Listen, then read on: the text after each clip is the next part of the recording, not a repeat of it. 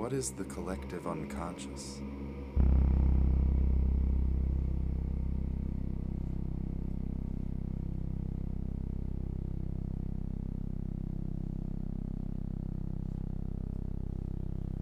It was shortly after my wife left me that I started thinking about time travel. Is that why you killed Marty? It was never my intention to hurt Marty. I was just looking for answers.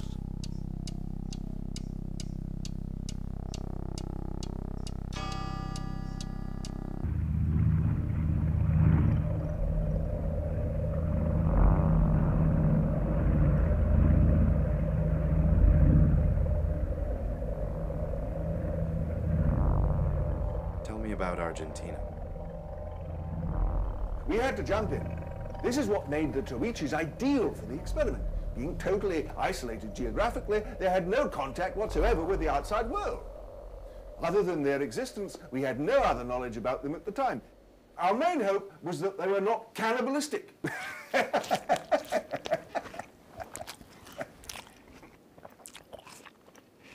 Well, clearly they weren't. It's a common misconception that primitive peoples are cannibals. It's usually much more advanced societies that promote cannibalism. What was it like living with the Toichis? Once we crossed the language barrier, the thing first and foremost on our minds was to not contaminate our subjects. They were very curious about the outside world, about our clothing, our shoes, and the instruments we brought with us. But we couldn't explain anything to them, which often made them very frustrated with us. Nature had placed an embargo on information going into the tribe, and we meant to keep it. Once I began my research, though, I discovered that this assumption was absolutely false. Under hypnosis, I found that the Toichi people could speak English as well as Hindi, Chinese, and several African languages. Moreover, they possessed knowledge of objects and occurrences which they most assuredly had never seen.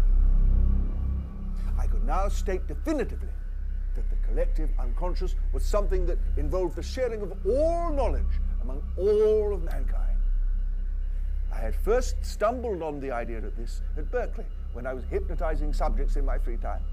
Now, we've all heard the stories of people believing that they had past lives and speaking in tongues and demonic possession, and that we say that that's rubbish or insanity, and that those people have a screw or two loose rattling around in their brains. People have tremendous faith in the brain's ability to remember and interpret. But suggesting a link between the minds of all the people in the world was a leap no one was prepared to take. It borders on religiosity, the idea that every thought and every action you take is recorded in the minds of the entire human race. It brings a legitimacy to the idea of omniscience.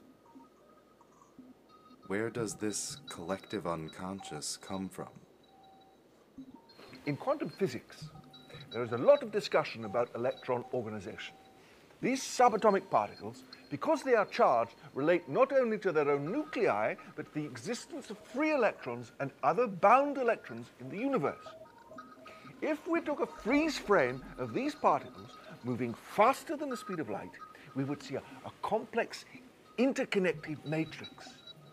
Our brains run on small electrical impulses, which are part of this same network of electrons.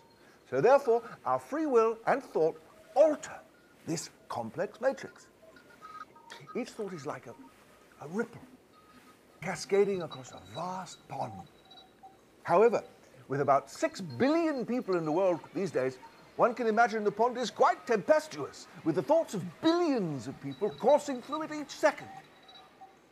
Electrons will never stop moving because that is their nature, and we certainly don't have the technology to photograph the electrons across the entire planet simultaneously. The easier way is to have a computer that could interpolate how the rest of the electrons in the world would arrange themselves in relation to the ones it has access to. No computer exists that could perform these calculations except for the human brain. Did Marty volunteer himself? After arriving back at the States, we had to keep Marty sedated for nearly a year before we were able to hook him up to the computers. By applying varying amounts of electric current to the subject's brain, the computers were able to extract information from the subject's subconscious. The results were outstanding. We were finding that the data most readily available in the unconscious mind was that of things known and understood by most people. Toasters, TVs, cars, toilets, that kind of thing. These are the things that vast numbers of people are thinking about at the same time. These more collective thoughts create larger waves in this figurative ocean of knowledge. But by applying more current at more rapid intervals, we were able to retrieve more specialized information.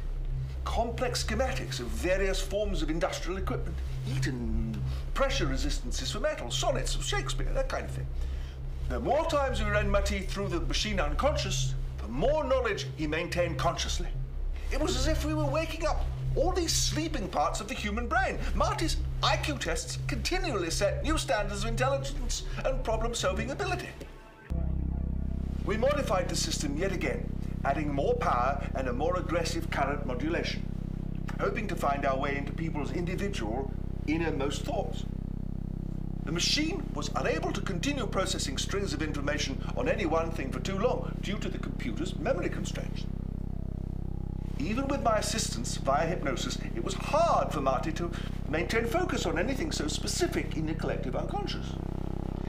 It would seem that at this new level of stimulation, while Marty's memory retention was increasing much more rapidly, his lucidity and grasp of reality was severely weakened. The tests had taken their toll on Marty, and until the swelling went down, we were unsure how much damage had actually been done. When it stopped, Marty was barely functional. He had lost almost all his cognizant abilities, even those of his own language.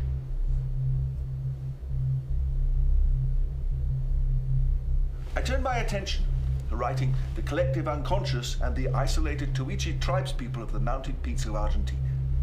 It wasn't wholly accepted, but it certainly raised quite a few eyebrows. The scientific community was intrigued, but they wanted more proof. For a theory to have any kind of merit, it must be testable, and it must consistently yield the same results. So it was back to the fringes for me, searching for the next untouched, unconnected, untainted community of people.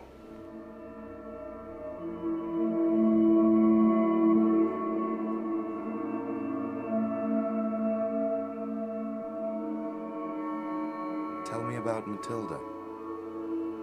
On September the 23rd, a light drew us to the shore of a great glacier. There we had discovered an Inuit woman. Despite our knowledge of several Inuit dialects, we could not communicate with her. After running some tests on her, though, we found that her DNA contained many of the genes believed to be associated with schizophrenia, multiple personality disorders, and dementia. We simply called her Matilda, after Marty.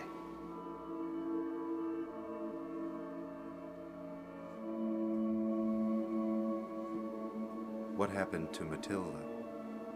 The ship was not designed to hold a subject against their will. In her present state, though, she was quite impossible to coexist with. We thought it best to keep her below and sedated. I don't know how she could have done anything under the doses of sedative that we were giving her. But down we went. Eliza, Charles, Molly, Garmin, and all but 4 of the ship crew went down in that tub.